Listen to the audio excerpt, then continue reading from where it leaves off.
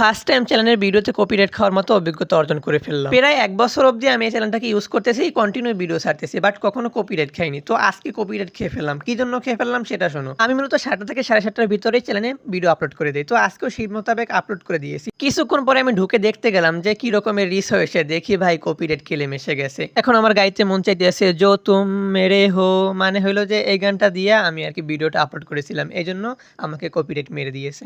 আজকে কানে ধরলাম, আজকের পর থেকে আর কখনো পাকনামি করে গান লাগিয়ে ভিডিও ছাড়বো না। আজকের ভিডিওটা ছিল একটা আনবক্সিং ভিডিও, আর সেটা হলো একদম সুপার ডুপার হিট একটা আনবক্সিং ভিডিও ছিল।